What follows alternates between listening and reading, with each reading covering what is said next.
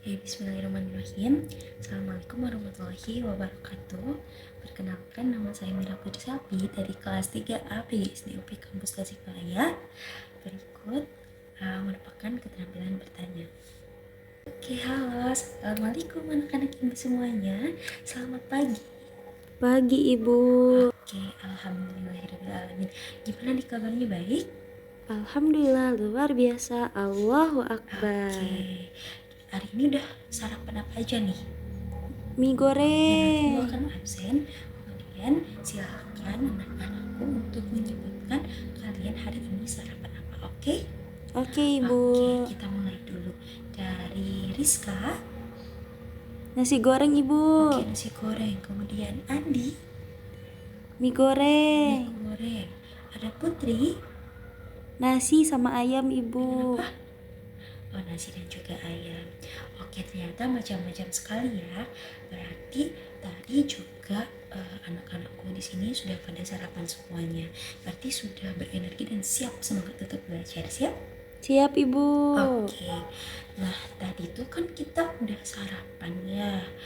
Nah, kira-kira teman-teman, anak-anakku semuanya, kenapa ya kalau kita udah sarapan, kita merasa lebih semangat dan lebih berenergi untuk aktivitas hari ini? Ada yang merasa seperti itu? Pasti ya, kita jadi gak lemas, kita jadi enggak loyo, kita lebih semangat untuk menghadapi hari ini. Kira-kira organ yang pertama kali yang kita pakai untuk makan itu apa? Mulut. Betul, mulut. Betul sekali, 100 untuk anak-anak ibu. Nah, di mulut itu kan kita mengunyah ya. Terus kalau misalkan udah ke mulut, makanannya kemana ya? Coba ibu pengen tanya ke Risa. Ke kerongkongan Ibu. Kerongkongan, betul sekali. Oke, setelah dikunyah di dalam mulut, kemudian makanan ditelan melalui kerongkongan.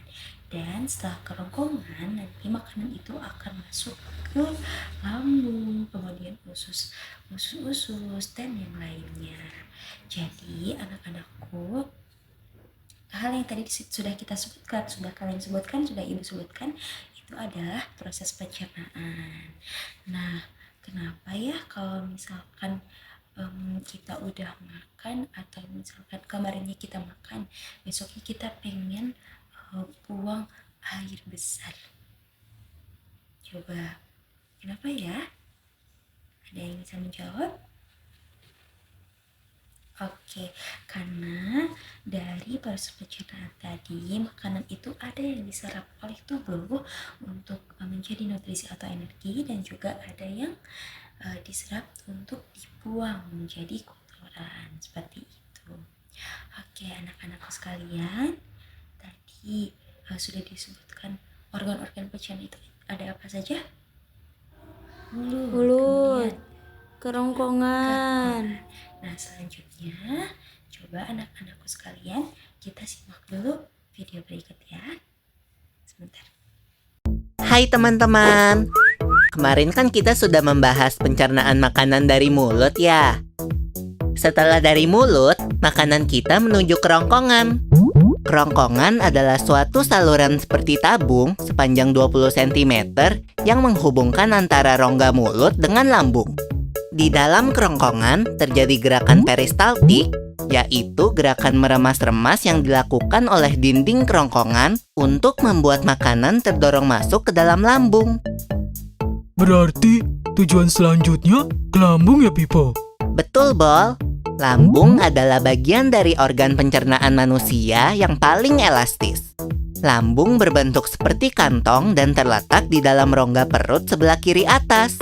Di dalam lambung, makanan mengalami pencernaan secara mekanis dan kimiawi. Pencernaan mekanis dilakukan oleh dinding atau otot lambung yang meremas dan mengaduk makanan.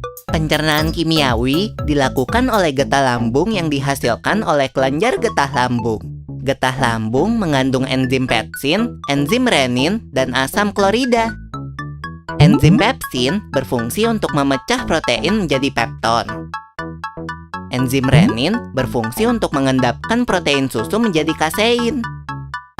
Asam klorida atau HCl berfungsi untuk mengasamkan makanan dan membunuh kuman yang masuk bersama makanan. Nah, habis ini makanan kita pergi ke toilet ya? Hihihi. Ah, kamu ini belum, Bol. Selanjutnya, makanan dicerna di usus halus dulu. Usus halus merupakan usus terpanjang dalam saluran pencernaan karena panjangnya mencapai 6 hingga 7 meter. Di dalam usus halus terdapat cairan khusus yang membantu penyempurnaan pencernaan makanan. Oh iya, usus halus terdiri dari 3 bagian, yaitu usus 12 jari, usus kosong, dan usus penyerapan. Apa aja ya fungsinya? Usus 12 jari atau disebut juga duodenum memiliki panjang kira-kira 25 cm. Usus 12 jari mencerna makanan dengan bantuan getah pankreas dan getah empedu. Getah pankreas dihasilkan oleh kelenjar pankreas. Getah pankreas mengandung enzim-enzim berikut. Enzim amilase berfungsi mengubah zat tepung atau amilum menjadi zat gula atau glukosa. Enzim tripsin berfungsi mengubah pepton menjadi asam amino. Enzim lipase berfungsi mengubah lemak menjadi asam lemak dan gliserol. Kalau getah empedu dihasilkan oleh hati dan disimpan dalam kantong empedu. Getah empedu berfungsi untuk mencerna lemak. Selanjutnya, usus kosong atau jejunum terletak di antara usus 12 jari dan usus penyerapan.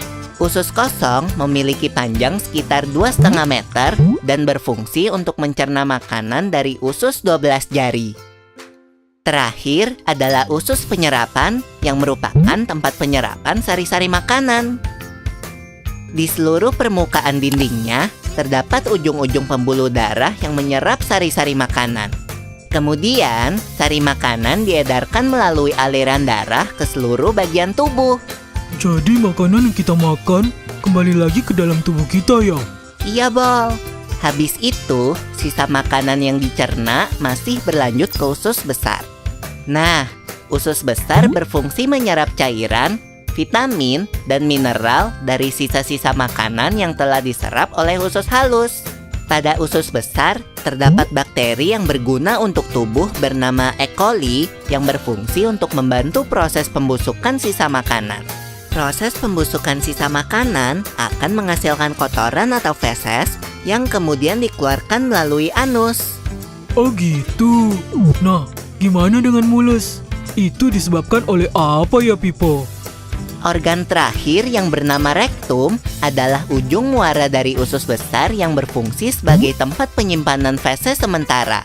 Ketika rektum terisi penuh dengan feses, maka saraf akan mengirimkan respon kotak yang menimbulkan rasa ingin buang air besar. Anus adalah lubang di bagian bawah pantat yang berfungsi sebagai tempat keluarnya feses dari tubuh. Jadi begitu ya, seluruh proses pencernaan dalam tubuh kita. Iya, Bol. Seenak-enaknya makanan yang aku makan, ujung-ujungnya untuk dibuang lagi. Tapi ingat, kan ada juga sari makanan yang menyebar menjadi energi untuk tubuh kita. Betul juga ya.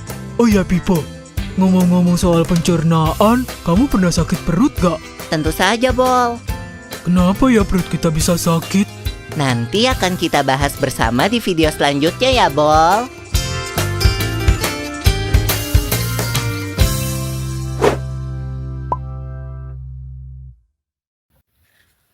Oke, sudah disimak videonya?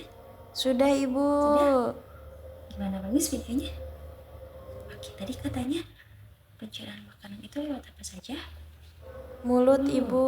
Kemudian Kerongkongan. kemudian Lambung. lambung, kemudian Usus. usus besar, kemudian usus Usus kecil, halus.